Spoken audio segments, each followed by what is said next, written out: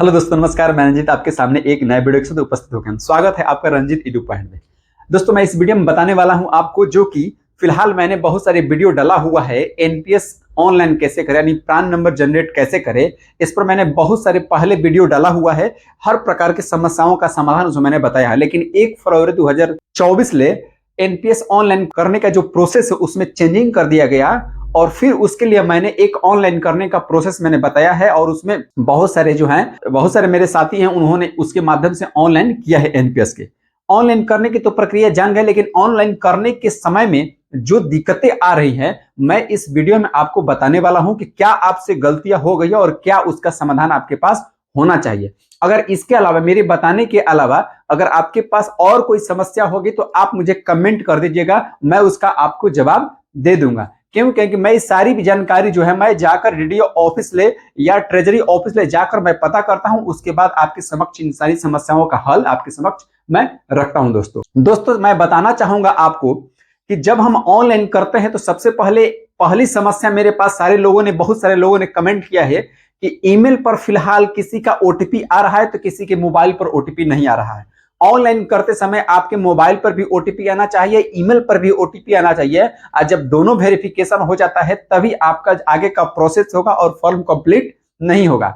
मैंने पता किया हुआ है कि फिलहाल कुछ दिनों से, लगभग 2 या 3 दिनों से, एनपीएस अकाउंट ऑनलाइन करने के सर्वर में बहुत सारे प्रॉब्लम आ रहे हैं, जिसके चलते आपका दोनों पर ओटीपी नहीं आ रहा है। फिर भी मैं आपको बताना चाहूंगा कि आप एक बार अवश्य चेक कर लीजिएगा ऑनलाइन करते समय कि जो आपने ईमेल आईडी दिया है, उस ईमेल आईडी में जो आपने मोबाइल नंबर लिंकेड किया है, यानी मोबाइल नंबर जो दिया जाता है, आप उसे एक बार चेक कर लीजिए क्या आप जो दे रहे हैं वही मोबाइल नंबर है कि नहीं। इस बात पर ये एक बात हो गई। दूसरी बात हो गया कि बहुत सारे लोगों ने क्या किया है कि पैन कार्ड में उनका नंबर कुछ और है और आधार कार्ड में नंबर कुछ और है, जिसके चलते ये समस्या आ रही है। तो आप जो मोबाइल नंबर जो पैन कार्ड वाला अगर शुरू में आप ओके करते हैं, जैसे ही आप ऑनलाइन कीजिएगा तो आपसे पूछा जाएगा, जब पैन कार्ड नंबर डालिएगा, मोबाइल नंबर डाला जाएगा, तो आपसे पैन कार्ड जो आपका है उसके अनुसार आपका एड्रेस ट्रेस होता है। और वहां पर एक क्वेश्चन आता है कि क्या आपकी एड्रेस यही है। अगर आप ओके करते हैं तो जो पैन नंबर में आपने मोबाइल दिया है उसी पर आपका ओटीपी जाता है। वहां पर दोस्तों अगर नो करते हैं आप, तो यहां पर क्या होगा कि जो आधार नंबर में आपने दिया है उस पर ओटीपी जाता है। इसी बात में लोगों के बीच में कंफ्यूजन बनी हुई है। तो आप इस बात को ध्यान रखिएगा कि आप अगर पैन वाले पर ओके कर देते हैं, अगर क्वेश्चन पूछता है एड्रेस का, आप ओके कर देते हैं, तो वहां पर आपको पैन वाला मोबाइल नंबर रखना है। और अगर आपके पास आधार है तो आधार से जो लिंक मोबाइल है उस पर भी ओटीपी जाता है। लेकिन इससे थोड़ी सी हट के आप ध्यान रखिएगा कि जो नंबर हम मोबाइल नंबर डालते हैं उसी पर ही ओटीपी आता है। लेकिन कुछ दिनों से ये दिक्कत चल रही है, तो उन्होंने बताया है कि 1-2 दिन में आप वेट कर लीजिए, आप ये सारी समस्या भी तुरंत ही खत्म हो जाएगी, क्योंकि ज्यादा सर्वर डाउन होने से ऐसा हो रहा है। पहला जवाब ये हो गया। दूसरा जवाब है, बहुत सारे लोगों का रिटायरमेंट डेट में गलत हो रहा है। तो रिटायरमेंट डेट, देखिए, रिटायरमेंट डेट के लिए अगर आप मैं डिस्क्रिप्शन में भी डाल दूंगा, आप मेरे चैनल पर जाकर रिटायरमेंट डेट कैसे निकालना, मैंने इसके बारे में वीडियो बनाकर रखा हुआ है, आप वहां से अपनी रिटायरमेंट डेट निकाल दीजिए। अब रिटायरमेंट डेट क्या है कि रिटायरमेंट डेट अगर किसी का गलत हो जाता है दोस्तों, तो उसमें आपको किसी प्रकार की कोई कैंसिल करने की आवश्यकता नहीं। अगर देखिए सीधी सी मैं बात बता रहा हूं, अगर आपसे कोई ऑनलाइन करते समय गलती हो गई है लेकिन आपका फॉर्म सबमिट हो गया है, तो आप इसका जवाब सुनिए कि आपको वेट करना पड़ेगा। क्योंकि जब तक ले या तो फॉर्म रिजेक्ट नहीं होता है स्टेटस पर, या फॉर्म रिजेक्ट नहीं होता है, या उसका प्रान नंबर आपके पास जनरेट होकर एसएमएस नहीं आता है, तब तक आप कोई चीज नहीं कर सकते। आपको प्रतीक्षा ही करना पड़ेगा। आपको कम से कम 7 दिन तक वेट करना पड़ता है।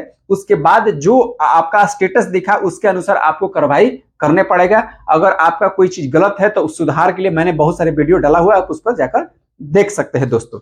तीसरा प्रश्न आता है कि मेरा 7 दिन हो गया है लेकिन प्रान नंबर मेरा नहीं आया है, मतलब मुझे प्रान नंबर का एसएमएस नहीं आया है। मतलब कम से कम 7 दिन तक वेट करना ही पड़ता है प्रान नंबर जनरेट के लिए। लेकिन मैं बताना चाहूंगा कि आप स्टेटस जाकर अपना देख लीजिए, अपना एनक्लॉजमेंट नंबर से आप स्टेटस चेक कर लीजिए कि आपके स्टेटस पर क्या दिखा रहा है।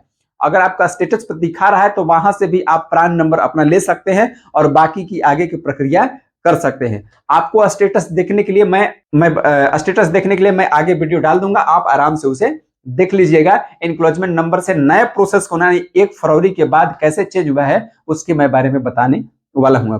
बहुत सारे लोगों का ये प्रश्न आ रहा है मेरे पास कमेंट आ रहा है कि सर हमने ऑनलाइन कर दिया है लेकिन मेरा डॉक्यूमेंट गलत अपलोड हो गया है।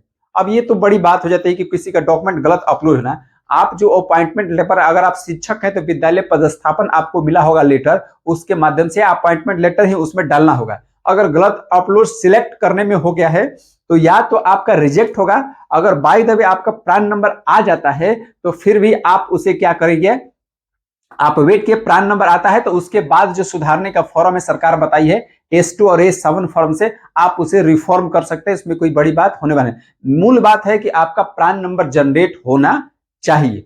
प्रान नंबर जनरेट अगर हो जाता है तो फिर बाकी सारी चीजें सुधर जाती है। तो इसलिए कम से कम आप 7 दिन तक वेट कीजिए और वेट करने के बाद ही आपका स्टेटस बता सकता है कि आपका रिजेक्ट हुआ है कि आपका प्रान नंबर का SMS आ गया। ठीक है दोस्तों, तो इस प्रकार से सारी समस्याओं का आप दिमाग में जो आपके मन में समस्या हो रही है उसका मैंने आंसर देने की कोशिश किया। और अगर आपके पास इसके अलावा और कोई भी प्रॉब्लम है तो मेरे कमेंट में आप लिख दीजिए, मैं उसका भी आंसर आपको देने की कोशिश करता हूं। मैं सबका कमेंट पढ़ता हूं और कमेंट पढ़कर मैं सबका आंसर देता हूं। इसलिए आप कमेंट में लिख दीजिए, आपकी जो भी प्रॉब्लम है एनपीएस संबंधित आप लिख दीजिए, मैं उसका सबका आंसर देने की कोशिश करूंगा। और इस चैनल को सब्सक्राइब कर लीजिए ताकि मैं जो भी कुछ बताऊं आपके पास सीधे तौर पर पहुंच जाए। लाइक कीजिए, शेयर के दोस्तों को शेयर कीजिए ताकि वो भी लाभान्वित हो इससे। जय हिंद दोस्तों।